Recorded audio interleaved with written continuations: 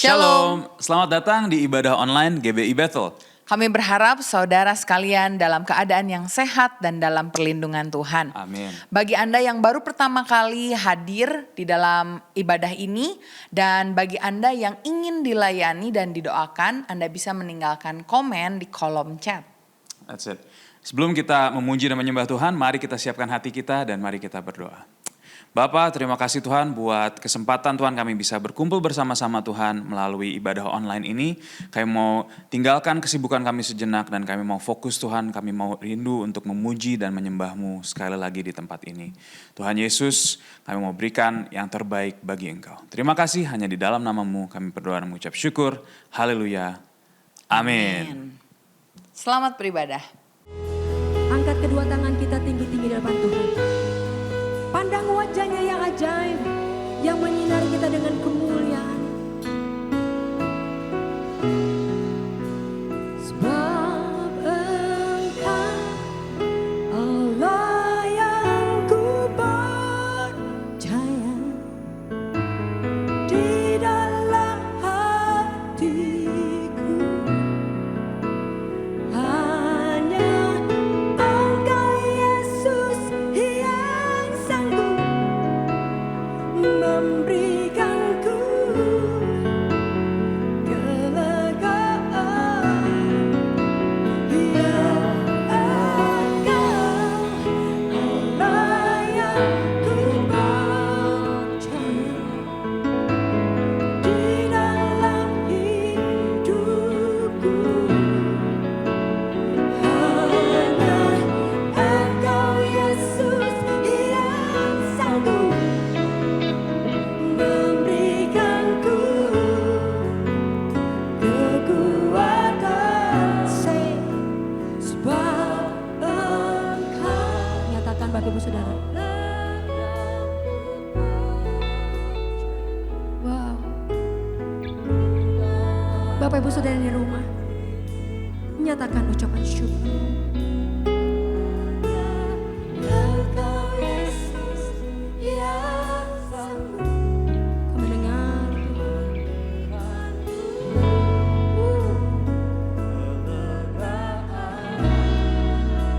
Ya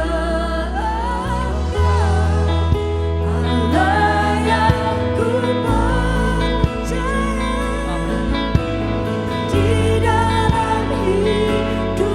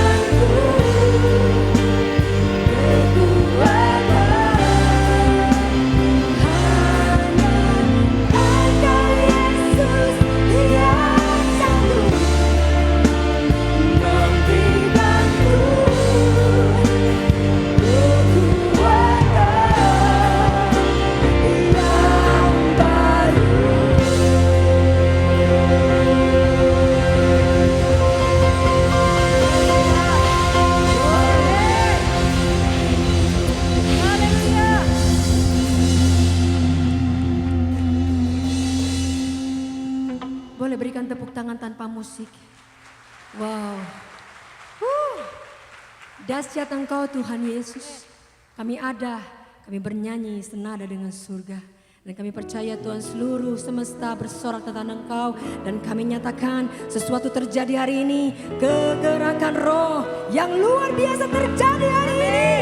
Sama-sama kita katakan amin. Tepuk tangan yang meriah buat Tuhan kita Yesus.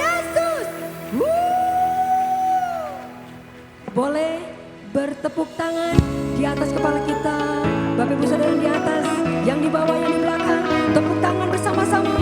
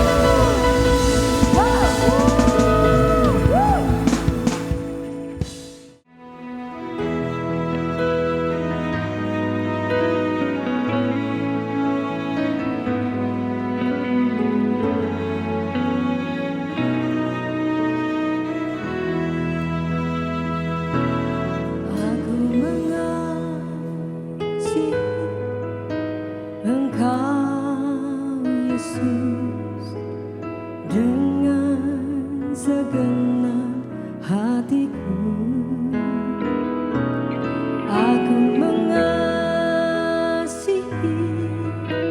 Engkau Yesus dengan segenap jiwaku. Ku renungkan firman-Mu siang dan malam. Ku pegang perintah-Mu dan ku lakukan. Engkau tahu ya Tuhan, tujuan hidupku hanyalah untuk menyenangkan hati. Kita berikan tepuk tangan sekali lagi untuk Tuhan kita Yesus. Terima kasih. Aku mengasihi Engkau Yesus dengan segenap hatiku.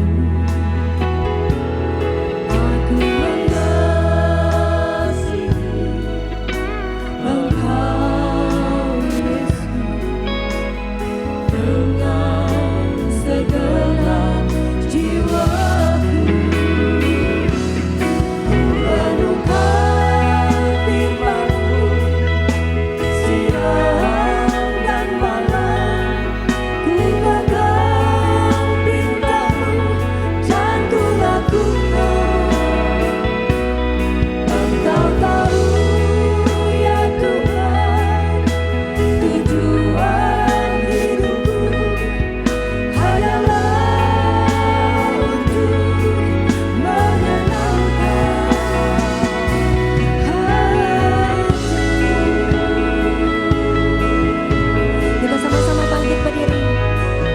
Menyenangkan hatimu Yesus, itu kami Tuhan kami. Kami bawa hati kami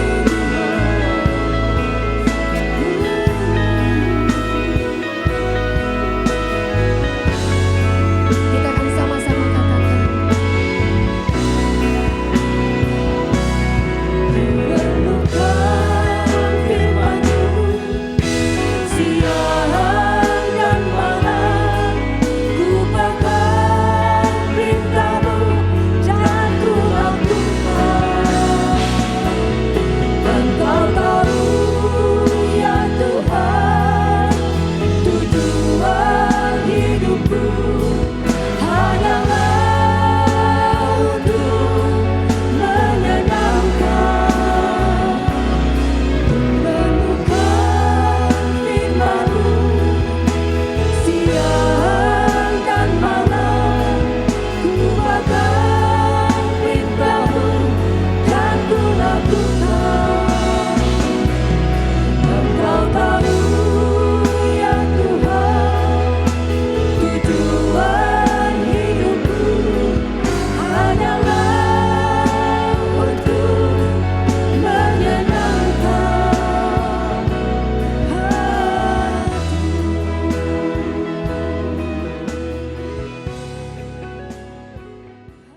Sebentar lagi kita akan mendengarkan firman Tuhan yang dibawakan oleh hamba-Nya. Sebelumnya mari kita sama-sama siapkan hati kita berdoa. Bapa, kami mengucap syukur buat hari ini. Kalau sebentar kami mau mendengarkan sebagian dari firman-Mu, kami mau mempersiapkan hati kami, membuka telinga kami, sehingga kami bisa benar-benar mendapatkan sesuatu dari firman-Mu, dan kami dapat lakukan dalam kehidupan kami. Kau memberkati hamba-Mu yang akan menyampaikan firman, biar apapun yang dikatakan menjadi kekuatan buat kami, teguran bagi kami, dan semangat untuk kami bisa lebih melayani Engkau. Hanya di dalam nama Tuhan Yesus Kristus, kami telah berdoa dan mengucap syukur. Haleluya. Amin. Shalom jemaat yang dikasihi Tuhan Yesus Kristus. Senang sekali saya Pendeta Rubin Adi Abraham bisa melayani Anda pada hari ini. Hari ini saya akan menyampaikan firman tentang tingkatan iman. Kita akan baca Roma 1 ayat 17 yang berbunyi demikian. Sebab di dalamnya nyata kebenaran Allah yang bertolak dari iman dan memimpin kepada iman. Sebab ada tertulis, orang benar akan hidup oleh iman. Saudara, ini adalah kutipan pernyataan dari Nabi Habakuk bahwa kalau kita bisa hidup itu karena iman. Kita tidak bisa bilang saya bisa hidup berhasil karena usahaku, kekuatanku, kepandaianku, karena saya jaga makanan, karena suka minum ginseng dan sebagainya. Tapi kita hidup karena iman. 1 Yohanes 5 ayat 4 berkata, sebab semua yang lahir dari Allah mengalahkan dunia, dan inilah kemenangan yang mengalahkan dunia, iman kita. Apa yang membuat kita berkemenangan mengatasi segala tantangan di dalam dunia ini? Karena kita beriman kepada Tuhan yang sanggup memberikan kemenangan kepada kita sekalian. Nah, ada berapa banyak orang tidak mengalami berkat yang dijanjikan oleh Allah karena imannya statis, imannya mati. Mungkin kita mendengar orang bersaksi, Yesus luar biasa, Yesus menyembuhkan. Tapi kita tidak pernah mengalami hal itu. Hidup rohani kita mandek. Karena apa? Kita tidak memiliki iman yang bertumbuh. Karenanya saya ingin mengajak untuk kita meningkatkan iman percaya kita kepada Tuhan. Nah, ada 4 tingkatan iman yang kita harus jejaki. Yang pertama adalah iman yang menyelamatkan. Dalam Kisah Rasul 16 ayat 30-31, firman Tuhan berkata, ia mengantar mereka keluar sambil berkata, Tuhan, Tuhan, apakah yang harus aku perbuat supaya aku selamat? Jawab mereka, percayalah kepada Tuhan Yesus Kristus dan engkau akan selamat, engkau dan seisi rumahmu. Pertanyaan dari kepala penjara Filipi adalah bagaimana supaya aku bisa selamat? Paulus dan Silas dengan jelas berkata, percaya kepada Yesus, engkau akan selamat, bahkan seluruh keluargamu akan diselamatkan. Ini adalah tingkatan iman yang mendasar. Percaya bahwa Yesus adalah juru selamat, maka kita dijamin masuk ke dalam kerajaan sorga, tidak akan dihukum di dalam api neraka. Saudara, iman yang menyelamatkan ini adalah pintu gerbang masuk dalam kerajaan Allah dan juga untuk kita mengalami hal-hal supranatural lainnya. Syaratnya tadi, kita harus sungguh-sungguh percaya bahwa Yesus adalah Tuhan, juru selamat. Dan kita mengiring dia sampai akhir hayat kita. Nah, ada banyak orang yang berusaha menawarkan keselamatan dengan macam-macam cara. Yaitu dengan mentaati syariat agama, menyiksa diri, harus jalan dengan lutut. Harus cabuti rambut, tidak boleh pakai gunting, tapi cabuti satu-satu. Sampai rambut menjadi botak, ebony, botak nih ya. Ada orang bilang harus siksa diri, tidur di atas paku, pakai sandal-sandal paku. Kalau jualan, jualan paku. Harus banyak beramal, banyak. Saudara-saudara, ada macam-macam tawaran. Oh, kalau kalian mau selamat, kamu harus berjalan di sebuah titian, serambut dibelah 7. Waduh, saudara, rambut itu kan kecil sekali, apalagi dibelah 7. Saya satu kali masuk ke daerah pedesaan, lalu ada sungai, dan gak ada jembatan, cuma ada sebatang pohon kelapa yang digeletakkan begitu. Saya juga bingung, saudara, karena saya nggak bawa baju ganti. Tiba-tiba kalau jalan begini ngejebur kan repot. Akhirnya saya dudukin tuh batang kelapa, diketawain sama yang lain. Nggak apa-apalah, asal saya selamat. Itu pohon kelapa yang gede, apalagi titian serambut dibelah 7. Intinya begini, ada banyak jalan yang ditawarkan untuk kita selamat, tapi pokok pangkalnya adalah kekuatan diri kita. Masalahnya begini, semua agama itu mengajar hal yang baik. Tetapi masalahnya kita manusianya yang tidak baik. Kita manusia yang lemah, manusia yang loyo, yang tidak bisa menyelamatkan diri sendiri. Syukurlah ada Tuhan Yesus yang mau mati di kayu salib, menanggung segala dosa kita. Supaya kita yang percaya kepada dia tidak binasa, melainkan beroleh hidup yang kekal. Semua agama pasang reklame ini, dicari orang suci. Kalau kamu mau jadi orang suci, ikut agama ABCD. Hanya Yesus yang berkata, dicari orang berdosa.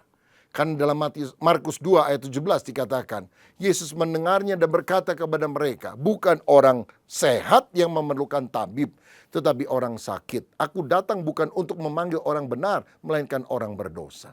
Kenapa saya percaya kepada Yesus? Karena saya tahu di dalam diriku tidak ada yang baik. Aku adalah orang berdosa. Dan seperti Martin Luther katakan, aku membuang dosa-dosaku kepada salib Kristus, dan dari salibnya aku menerima kebenaran-kebenarannya. Saudara, mari kita percaya kepada Yesus supaya kita memiliki iman yang menyelamatkan. Dan kalau kita percaya kepada Yesus, pasti selamat. Bukan semoga, kiranya, barangkali, mungkin, pasti selamat. Ada seorang Rabi Yahudi namanya Zokanan ben Zaki. Waktu dia mau mati, dia bilang kepada muridnya, kalau saya mati jangan kenakan jubah putih atau hitam kepadaku, tapi kenakan jubah abu-abu. Kenapa guru? Begini, kalau saya pakai baju putih, yakin masuk surga, ternyata masuk neraka, kan malu saya. Semua pakai baju hitam, saya pakai baju putih sendirian. Tapi kalau saya pakai baju hitam, nyelonong masuk surga, malu juga. Karena yang lain pakai baju putih, jadi supaya aman, udahlah abu-abu saja katanya.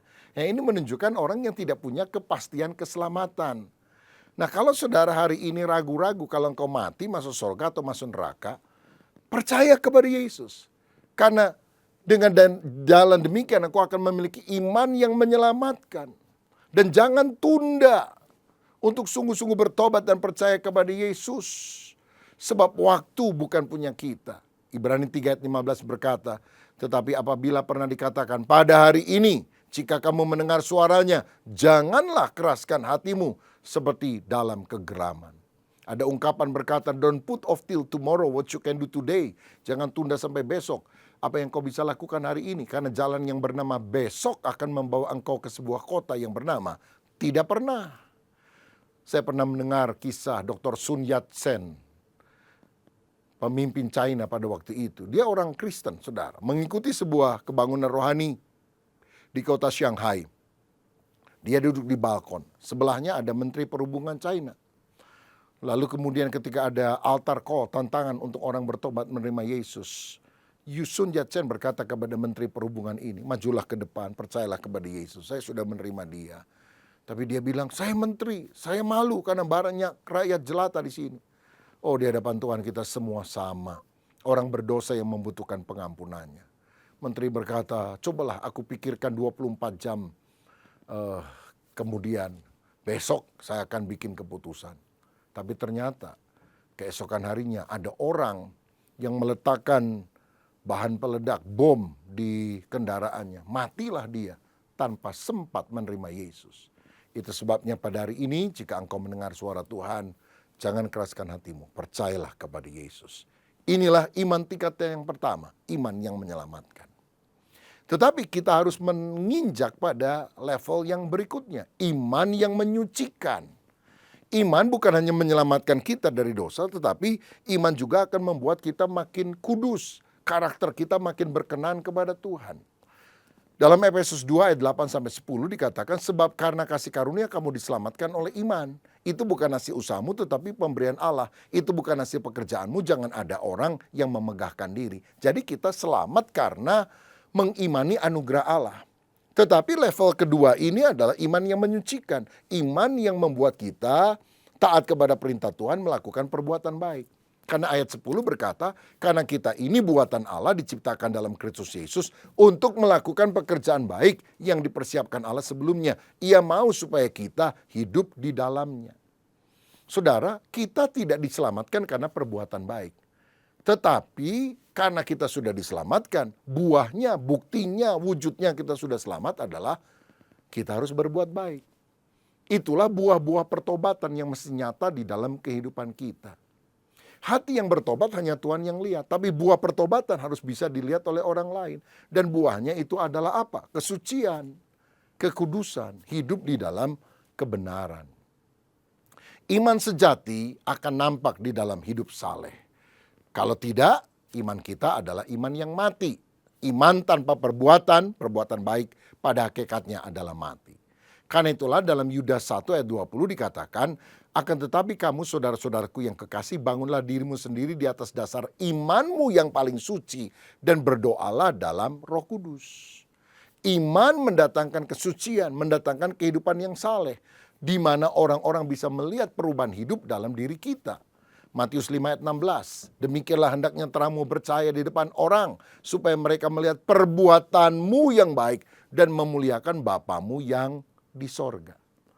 Kalau kita sungguh percaya kepada Tuhan, perbuatan baik akan terpancar.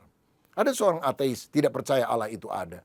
Tapi satu kali dia ngomong gini kepada seseorang, saya nggak percaya Allah itu ada. Tapi seandainya Allah itu benar-benar ada, dan dia benar-benar menjelma menjadi manusia, seperti katanya orang Kristen itu, saya rasa dia adalah tetangga di sebelah rumah saya. Kenapa dia bilang gitu? Karena tetangga sebelah rumahnya adalah seorang misionaris yang saleh, yang baik sekali. Sampai akhirnya ateis ini bertobat karena melihat perbuatan baik dari tetangganya tersebut. Saudara-saudara, orang yang sudah percaya kepada Yesus mesti nampak perubahan hidup di dalam dirinya. Sehingga perbuatan dosa lama dia tinggalkan, dia sekarang memiliki kehidupan yang baru.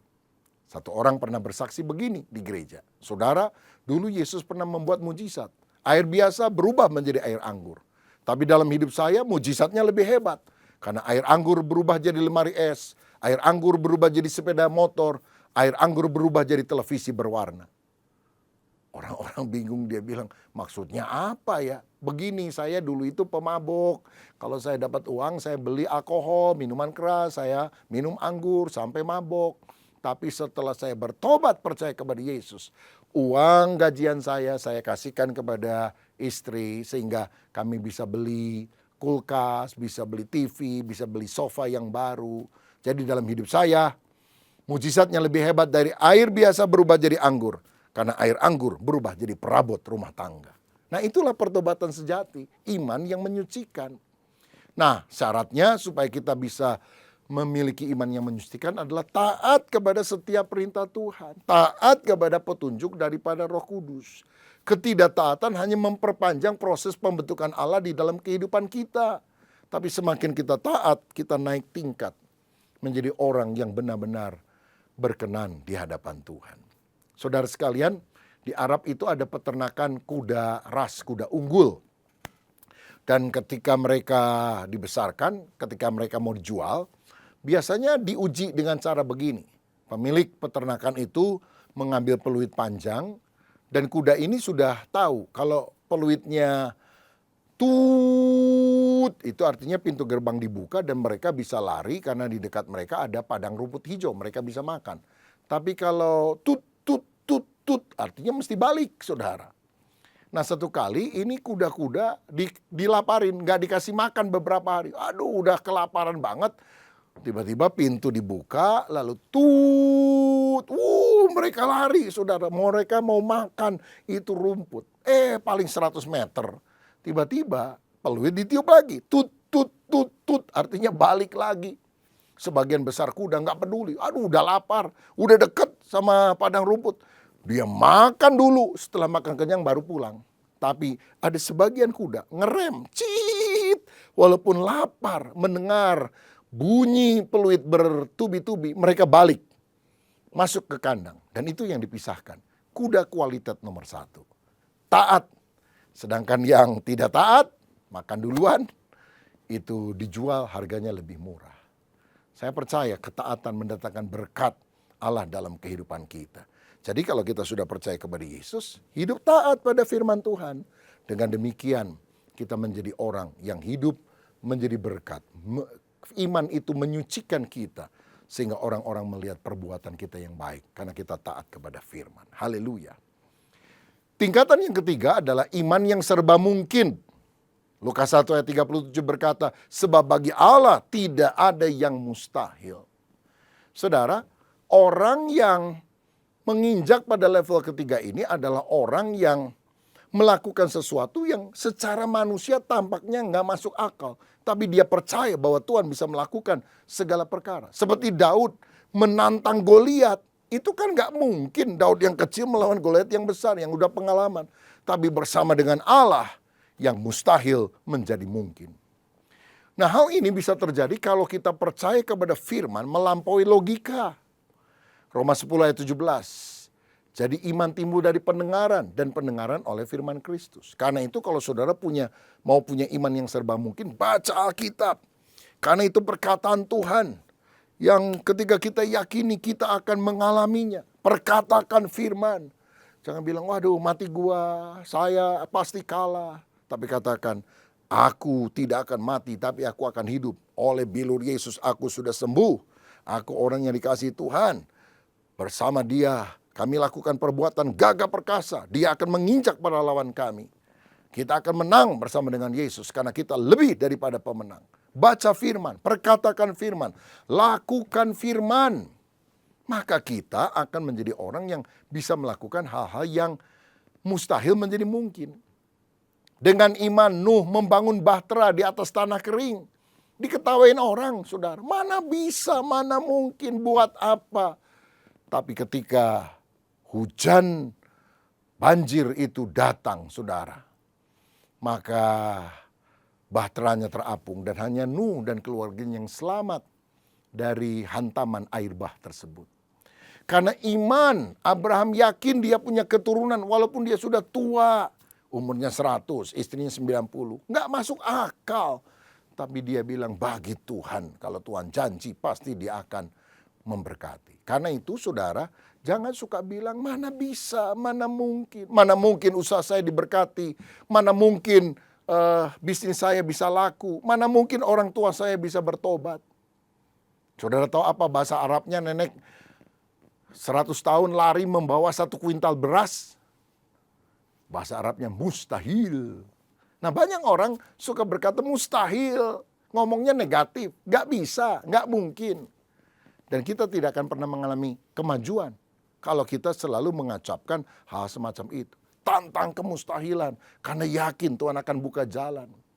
Saudara sekalian, saya pernah berdoa, Tuhan berikanlah kepada kami sebidang tanah yang luas untuk kami bisa membangun sebuah gedung gereja yang bisa memuat ribuan orang sekali kebaktian. Tapi saya nggak punya uang, saya nggak punya tanah, tapi bagimu tidak ada yang mustahil. Beberapa waktu kemudian ada sebidang tanah hampir 1 hektar mau dijual, saudara sekalian. Lalu kita bagi beberapa petak, setengahnya kira-kira akan dijadikan gedung gereja. Nggak ada uang. Tapi waktu saya sampaikan kepada jemaat, orang mulai menulis janji iman, terkumpul beberapa ratus juta, tapi masih jauh dari harga tanah itu. Tapi di ibadah terakhir ada seorang tamu dari luar kota. Mendengar khotbah tersebut, dia mengambil secari kertas, dia bilang, saya saja yang melunasi semua biaya pembelian tanah. Tanah yang mahal yang kita harus beli dan saya pikir harus utang bank, hanya dalam tempo beberapa hari lunas. Karena apa? Bagi Tuhan tidak ada yang mustahil. Kita urus izin gerejanya, sulit saudara. Tapi sulit bukan berarti mustahil. Akhirnya kita dapat izin resmi gereja dan kita bisa bangun gedung gereja, Stairway from Heaven yang kita gunakan sampai hari ini untuk ibadah. Saudara, saya percaya walaupun rasanya nggak masuk akal, persediaan kita terbatas, kemampuan kita terbatas. Tapi kalau kita memandang kepada Tuhan, Tuhan itu mampu melakukan yang jauh melampaui pemikiran kita. Apa yang tidak pernah dilihat mata, tidak pernah didengar telinga, tidak pernah timbul dalam hati, Tuhan akan sediakan bagi setiap orang yang mengasihi Dia. Karena itu saudara, tantang kemustahilan, percaya kepada Allah dan firman-Nya, maka engkau akan mengalami perkara-perkara dahsyat dalam hidup ini. Yang pertama, iman yang menyelamatkan. Yang kedua, iman yang menyucikan. Yang ketiga, iman yang serba mungkin. Dan yang keempat, yang terakhir, iman yang mengerjakan mujizat. Yohanes 14 ayat 12, Yesus bilang, aku berkata kepadamu sesungguhnya barang siapa percaya kepadaku, ia akan melakukan juga pekerjaan-pekerjaan yang aku lakukan, bahkan pekerjaan-pekerjaan yang lebih besar daripada itu, sebab aku pergi kepada Bapa. Apa yang dilakukan Yesus? Yesus menyembuhkan, Yesus membangkitkan orang mati, Yesus mengusir setan. Dan kalau kamu percaya, kamu melakukan mujizat-mujizat semacam itu. Artinya sesuatu yang tidak mungkin dikerjakan oleh manusia. Tapi Allah bisa mengerjakannya waktu kita beriman. Seperti Daniel mengatup mulut singa. Itu kan mujizat. Seperti Elia berdoa dan api turun dari sorga. Itu kan mujizat. Seperti Musa mengangkat tongkat, laut terbelah menjadi 2. Itu kan mujizat. Kalau bukan Tuhan, mana bisa? Dalam Matius pasal 17, para murid pernah bertanya kepada Yesus, kenapa kami tidak bisa mengusir setan dari orang ini? Yesus bilang, karena kamu kurang percaya. Kalau kamu percaya, kamu bisa melakukan pekerjaan yang aku lakukan, bahkan pekerjaan yang lebih besar daripada itu. Nah saudara, jadi kita harus punya iman yang menyelamatkan, iman yang menyucikan, iman yang membuat segala sesuatu mungkin, dan iman yang mengerjakan mujizat. Atau istilah Alkitab, iman yang memindahkan gunung. Sebab bagi Tuhan tidak ada yang mustahil. Seperti Petrus yang beriman. Dia jalan, bayangannya kena orang sakit sembuh. Sapu tangan Paulus kena kepada orang sakit disembuhkan. Orang kerasukan setan, setannya pergi. Ini mujizat, saudara.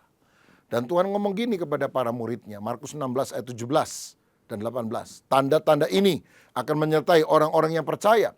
Mereka akan mengusir setan-setan demi namaku.